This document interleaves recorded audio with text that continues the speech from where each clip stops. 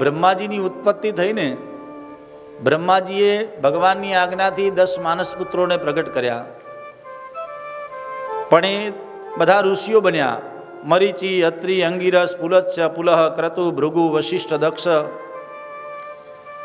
સનત કુમારોને પ્રગટ કર્યા. સનત કુમારો તો બ્રહ્મચર્ય લઈને સંસારમાંથી નીકળી ગયા.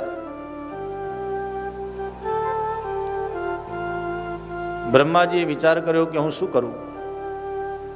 બ્રહ્માજીએ સનત કુમારો પર થોડો આમ તો ક્રોધ કર્યો. એમણે ના પાડી આગળ સૃષ્ટિ રચવાની, કહ્યું કે અમે તો સંન્યાસ લઈ ભગવાનનું ભજન કરીશું. ભગવાન બ્રહ્માજીને ક્રોધ આવ્યો તો અચાનક ભગવાન સ્વયંભૂ ભગવાન શિવજી પ્રગટ થયા. બોલો શ્રી સોમનાથ મહાદેવ કી જય, શ્રી દ્વારિકાધીશ કી જય. ભગવાન ભૂત ભાવન પ્રગટ થયા. ભગવાને ભૂતોની સૃષ્ટિનું રચવાનો પ્રારંભ કર્યો. બ્રહ્માજી કીધું કે બાબા તમે કૈલાસ ઉપર બેસી ભજન કરો, આ સૃષ્ટિથી જગત નહીં ચાલે, જરૂર પડશે ત્યારે અમે તમારા શરણે આવીશું. ભગવાન ભોળાનાથ ભજનમાં લાગ્યા. બ્રહ્માજીએ આગળ સૃષ્ટિની રચના વિચાર કર્યો. સમાધિમાં બેઠા. પોતાના ડાબા અંગમાંથી એક સ્ત્રી પ્રગટ કરી, જમણા અંગમાંથી એક પુરુષ પ્રગટ કર્યો. આ દુનિયાનું પ્રથમ જોડું, અને એમનું નામ મનુ અને શત્રુપા. એ મનુથી આપણે બધા મનુષ્યો થયા, બધા ઋષિઓથી, પછી દનુથી બધા દૈત્યો થયા, કાષ્ટાથી બધા સર્પો અજગરો થયા, કદ્રુથી બધા સર્પો થયા, પક્ષીઓ ગરુડાદી વિનતાથી ગરુડાદી પક્ષીઓ થયા. અનેક જીવોની સૃષ્ટિ બ્રહ્માજીની સત્તામાં આગળ વધી. મૈત્રેય મુનિ કહે છે, વિદુરજી, ભગવાને બ્રહ્માજીએ જ્યારે બંને યુગલને પ્રગટ કર્યા ને, ત્યારે બંને વંદન કરીને કહ્યું કે હે બ્રહ્માજી, તમે અમને પ્રગટ કર્યા પણ અમે રહીએ ક્યાં? રહેવા માટેનું સ્થાન આપો. ત્યારે એક હિરણ્યાક્ષ નામનો દૈત્ય હતો. એ પૃથ્વીને જલમાં લઈ ગયેલો.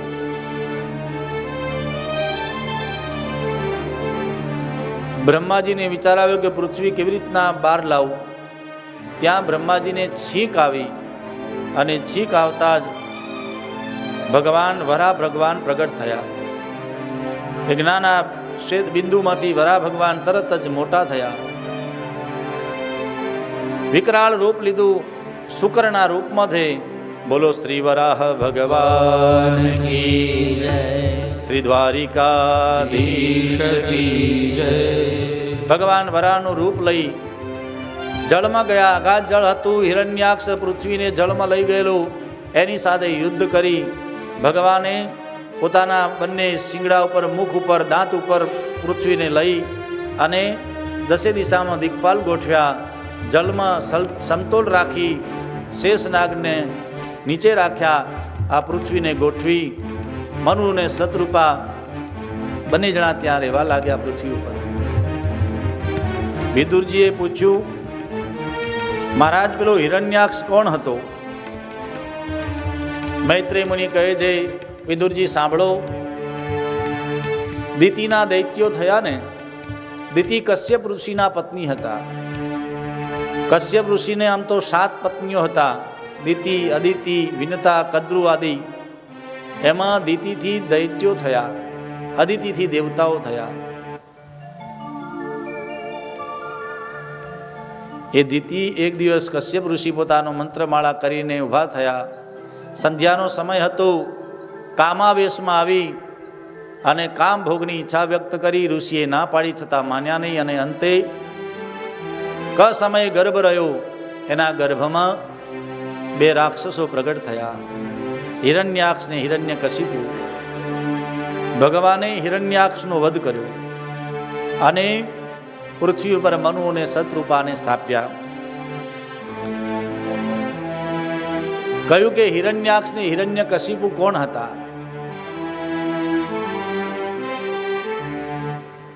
સુખદેવજી મહારાજ પરીક્ષિતને કહે છે, રાજા, અને મૈત્રેય મુનિ વિદુરજીને કહે છે, સૂતજી મહારાજ બધા સૌનકાદિક ઋષિઓને કહે છે, ઋષિઓ સાંભળો, એ હિરણ્યાક્ષ ને હિરણ્યકશિપુ ભગવાન નારાયણના દ્વારપાલો હતા. સનત કુમારો એકવાર ભગવાન નારાયણના ધામમાં દર્શન કરવા ગયા. એ બંને એમને રોક્યા. સનત કુમારોએ શ્રાપ આપ્યો, તમે પૃથ્વી ઉપર જઈ 7 જન્મ લો. એમણે ક્ષમા માગી.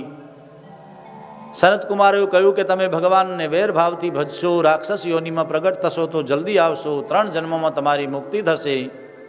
એ જ બંને જય અને વિજય ભગવાનના દ્વારપાલ આજે હિરણ્યાક્ષ ને હિરણ્યકશ્યપુ બનીને આવ્યા છે. વરાહ રૂપે ભગવાને હિરણ્યાક્ષનો વધ કર્યો. ભગવાન બ્રહ્માજીની કૃપાથી મનુ અને શત્રુપાનું સુંદર દાંપત્ય જીવન ચાલે છે. અને એમાં એમના 5 સંતાનો થયા. આકુતિ દેવહૂતિશ્ચ પ્રસૂતિ ઇતિ વિસ્તૃતા. 3 દીકરીઓ થઈ, આકુતિ, દેવહૂતિ અને પ્રસૂતિ. પ્રિયવ્રત અને ઉત્તાનપાદ નામના 2 દીકરા થયા. આ 5 સંતાનો થયા. અને 5 સંતાનોથી આ જગત સૃષ્ટિમાં પછી એનો વિસ્તાર થયો. વિદુરજીએ પૂછ્યું કે મહારાજ એમના દીકરાઓની કોઈ કથા હોય તો બતાવો. ત્યારે મૈત્રેય મુનિ કહે છે, હે વિદુરજી સાંભળો. એમના મોટા દીકરી દેવહૂતિ, એમના લગ્ન થયા કરદમ ઋષિ જોડે. કરદમ ઋષિ સિદ્ધપુરની પવિત્ર ભૂમિમાં ભગવાનનું ભજન કરતા હતા, તપસ્યા કરતા હતા. ભગવાન એકવાર ધ્યાનમાં આવ્યા. પૂછ્યું, વર માગો. ઋષિઓ, બ્રાહ્મણો, ગુરુજનો, સંતો, દેવતાઓ ભગવાનનું ભજન કરે તો કોઈ વરદાન એવા ના માગે.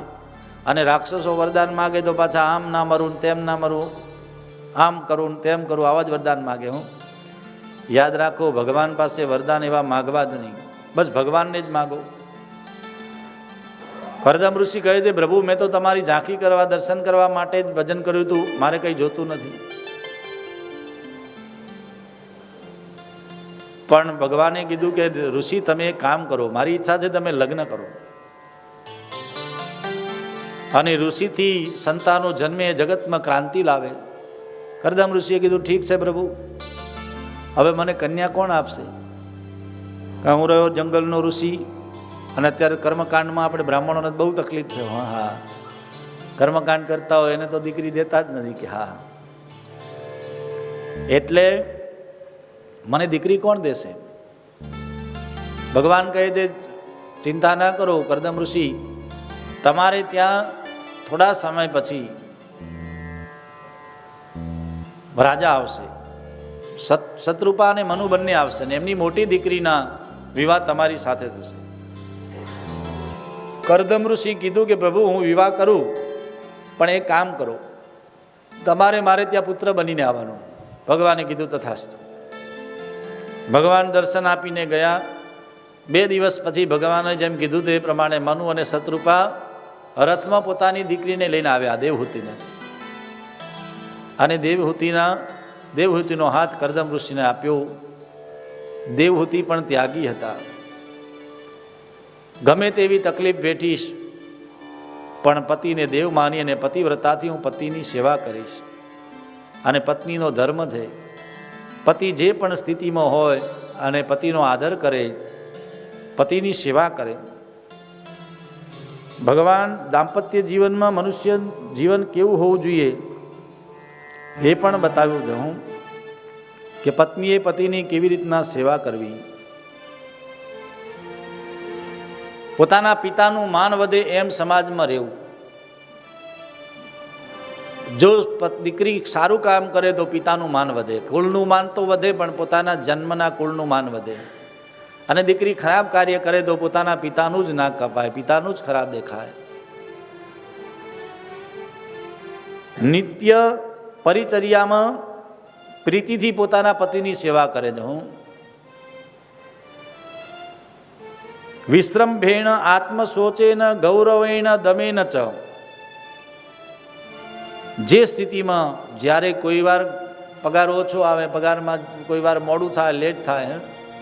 શહેરમાં તો અત્યારે બહુ મહારાજ હપ્તા ભરવાના હોય, ઘણી બધી તકલીફો હોય, ઘણી બધી ઈચ્છાઓ વધતી જાય, ભોગો વધતા જાય, પણ ગમે તે સ્થિતિમાં પતિને સાથ આપે, આત્મ સોચે ન, બાર બાર સારું બોલે ને અંદરથી કપટ રાખે એમ નહીં, હૃદયથી પોતાના પતિને પ્રેમ કરે, ગૌરવેણ, પોતાના પતિ માટે ગૌરવ રાખે. નહીં તો આજે તો ઘણું શું થાય, પોતાના પતિની જ નિંદા કરતી હોય પત્ની, પણ એવું નહીં, પોતાના પતિ માટે માન હોવું જોઈએ. દમે ન ચ, સંયમ રાખી અને પતિ માટે સન્માન રાખે. શુશ્રૂષયા સૌર હૃદય ન વાચા મધુરયા ગિરા, મધુર વાણીથી પોતાના પતિને પ્રેમથી રાખે, બહુ કડવા વચનો ન બોલે, ધર્મનો શાસ્ત્રનો અનાદર થાય. કરદમ ઋષિની ખૂબ સેવા કરી. અને યાદ રાખો, પતિની સેવા કરો ને, કદાચ તમે સંસારમાં અત્યારે સંસારના ભાવથી જોવો, પતિની તમે સેવા કરો, પતિ તમને ધ્યાનમાં ન લે કે ન લે, પણ ઉપરવાળો તો લેશે જ. અને સમજુ પતિ હોય તો પત્નીની સેવાને ધ્યાનમાં લઈને એ પણ એવું વ્યવહાર કરે પત્ની સાથે. પતિનો પણ ધર્મ છે પોતાની પત્નીનો આદર કરે, સન્માન કરે. યત્ર નારી સુપૂજ્યંતે રમંતે તત્ર દેવતા, આપણી સંસ્કૃતિ એવું કહે છે. એટલે તો આપણે મહિલા મિલન મંદિર આશ્રમમાં બેઠા છીએ. મહિલાનું સન્માન છે. માતા એ શક્તિ છે. આપણી સનાતની પરંપરામાં માતાની પણ પૂજા છે. દેવીઓના મોટા મોટા મંદિર બને છે. દેવીનું સન્માન છે. માતૃશક્તિનો આદર બતાવ્યો છે. અને અત્યારે તો યુગ બદલાઈ રહ્યો છે, ખૂબ માતા પણ આગળ વધી રહી છે, દીકરીઓ આગળ વધી રહી છે.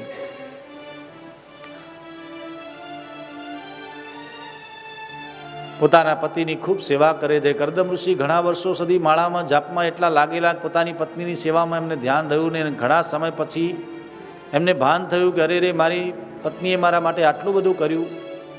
પોતાના તપસ્યાના બળથી કામક વિમાન ઉત્પન્ન કર્યું અને વિમાન દ્વારા સતમ વ્યતિયુહુ શરદઃ, 100 વર્ષ સુધી પોતાના પત્નીને અનેક દાસ દાસીઓ સાથે એ વિમાનમાં બધી જગ્યાએ ફેરવ્યા છે. અને એમ કરતા કરતા એમને ત્યાં 9 દીકરીઓ થઈ. કરદમ ઋષિ બધે ફરીને એકવાર પાછા આવ્યા, વિચાર કર્યો કે ઓહો, સંસારની કામનાઓમાં કેટલો ફસાઈ ગયો, 9 દીકરીઓ થઈ, આટલો બધો કામ ભોગમાં પડી ગયો છું, હવે હું પાછો ભજન માટે જાઉં. દેવહૂતિ કહે છે, પ્રભુ સ્વામી, તમે કીધું હતું કે હું એક દીકરો થશે સંસાર છોડી દઈશ, પણ હજી તમારે ત્યાં દીકરો તો થયો નથી. ભગવાને વચન આપ્યું છે, ભગવાન આવવાના છે, અને આ 9 દીકરીઓની જવાબદારી છે, એમના હાથ પીળા કરતા જાઓ. કરદમ ઋષિને સ્મરણ થયું, ઠીક છે. સમય જતાં ભગવાને આપેલા વચન પ્રમાણે ભગવાન પોતે મા દેવહૂતિના ગર્ભમાં વધાર્યા છે. સુંદર સમય થયો, ગ્રહ નક્ષત્ર દિવ્ય બન્યા, ત્યારે ભગવાન કપિલ સ્વરૂપે આ ધરા ઉપર પ્રગટ્યા છે.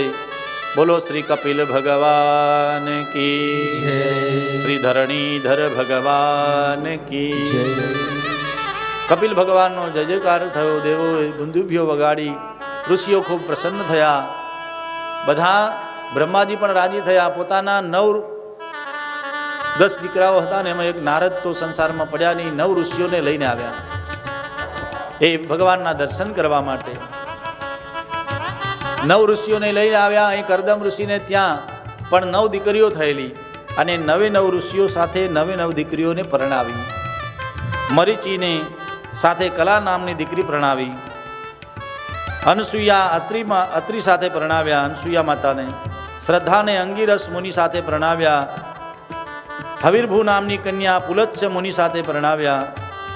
પુલહ નામના ઋષિ સાથે યુક્તા નામની કન્યાને પરણાવ્યા. ક્રતુ મુનિ સાથે ક્રિયાને પરણાવ્યા. ભૃગુ મુનિને ખ્યાતિ નામના દીકરી દીધા. અરુંધતી વશિષ્ઠ મુનિને પરણાવ્યા. અથર્વ ઋષિને શાંતિ નામના કન્યા પરણાવ્યા. આમ નવે નવ ઋષિઓને નવે નવ દીકરીઓના સુંદર મજાના દિવ્ય વિવાહ કરાવ્યા, ઋષિઓના દિવ્ય દાંપત્ય જીવન બન્યા. કપિલ ભગવાન નું પ્રાગટ્ય થયું છે. અહીં દેવહૂતિ માતાજીને વંદના કરી અને કરદમ ઋષિ તો ભગવાનના ભજન માટે નીકળી ગયા. દેવહૂતિ માતા લાલાને મોટો કરે છે, કપિલને. કપિલ ભગવાન ધીમે ધીમે જ્ઞાન યોગ અને સાંખ્ય યોગના પ્રવક્તા થઈ. નાનપણમાં એમની આભા અને એમનું તેજ એટલું જ્ઞાન હતું. કપિલ ભગવાન રોજ ભજન સંધ્યામાં રત રહે. એક દિવસ કપિલ ભગવાન ભજન કરતા હતા અને માતા પોતે નીચે જઈને બેઠા આસન આગળ અને સ્તુતિ કરે છે. તમ ત્વાગતાહમ શરણમ શરણ્યમ સ્વભૃત્ય સંસાર તરો કુઠારમ જિગાંસયાહમ પ્રકૃતે પુરુષસ્ય નમામિ સદ્ધર્મ વિદામ વરિષ્ઠમ. હે પ્રભુ, હું તમને પ્રણામ કરું છું, નમામો. કપિલ ભગવાન વિચાર કરે છે કે માં સમજી ગઈ છે, મારું દેવત્વ એને ધ્યાન આવ્યું છે એટલે વંદન કરે છે. બોલો માં, શું પ્રશ્ન છે? દેવહૂતિ માતા કહે છે, નિર્વિણ્ણામ નિતરામ ભૂમન અસ ઇન્દ્રિય તર્ષણાદ. બેટા, દીકરા, હું શું કહું? મારા દાંપત્ય જીવનમાં મારા જેવી કોઈ સૌભાગ્યશાળી સ્ત્રી નહીં હોય. અને યાદ રાખો માતા બહેનો તો ખાસ, જે સ્થિતિ ભગવાને આપણને આપી છે ને એ સ્થિતિ સારી જ છે, શ્રેષ્ઠ છે. એને વખાણો, એને નિંદા ન કરો. નહીં તો ઘણા તો શું કે અમારા તો કોઈ દિવસ અમને ક્યાં ફરવા લઈ જ ના જાય. બિચારો પેલો બધે લઈ જતો હોય તો પાછી નિંદા એવી કરે, અમને ક્યારેય ક્યાંય લઈ જ ના જાય. અમને કોઈ દિવસ કાંકરિયા દેખાડ્યું નથી. બોલો, હમણાં મહેમાનોને આમ એવું કે હા હા પેલો બિચારો તમને 5 સ્ટારમાં લઈ ગયો હોય, તમે પાછા પેલાની નિંદા કરો. અહીં દેવહૂતિ માતા કહે છે કે મારા પતિ ઋષિ હતા, છતાં પણ મને એમણે કેટલો પ્રેમ આપ્યો. અને પત્ની માટે પ્રેમ તો જુઓ ને. અમારા પેલા અશોકભાઈ આવ્યા છે કે નહીં? અશોકભાઈ આજે અશોકભાઈ એમના ધર્મપત્નીને લઈને આવ્યા અને કેટલી બીમાર હતા, છતાં પણ કે ના, હરિદ્વાર ગંગાજીમાં લઈ જાઉં, તને કથા સંભળાવું. મિત્રને ત્યાં પ્રસંગ છે ને યોગેશભાઈ, અને આ પ્રસંગ છે ને જો યોગેશભાઈનો કેટલો પ્રેમ છે બોલો. અરુણાબેન માટે જ્યારથી આવતા હતા ને ત્યારથી હું આ જ નજરથી જોતો હતો. આપણે ત્યાં આ પત્ની માટે પ્રેમ છે, એના માટે તમે આ બધું કરી શકો છો. એમ મારા પતિએ મારી ખૂબ સેવા કરી છે, મને ખૂબ આનંદમાં રાખી દે. અરે હું કેટલા વર્ષો સુધી કેટલા ભોગ ભોગવ્યા, સુખથી રહી. પણ બેટા, મારો એટલો પ્રશ્ન છે કે મેં આટલા વર્ષો સુધી 100 વર્ષ સુધી તો કામક વિમાનમાં અનેક દાસ દાસીઓ સાથે મેં કેટલા ભોગ ભોગવ્યા, પણ તે છતાં મને ઇન્દ્રિયો બહુ હેરાન કરે છે. આ ઇન્દ્રિયોથી મને શાંતિ મળતી નથી. ઇન્દ્રિયોને શાંત કરવાનો ઉપાય શું? કપિલ ભગવાન કહે છે, માં, ઇન્દ્રિયો છે ને કોઈ દિવસ વશમાં થતી નથી. ઇન્દ્રિયોને વશ કરવા કરતાં વિષયોનું ચિંતન કરવાનું છોડી દેવું. તમે જેટલું ઇન્દ્રિયોનું વિષયોનું ચિંતન કરશો ને એટલા વિષય તમને વધારે હેરાન કરશે. એના કરતાં વિષયનું ચિંતન કરવા કરતાં ભગવાનનું ચિંતન કરો, સંતોનું, ગુરુનું ચિંતન કરો.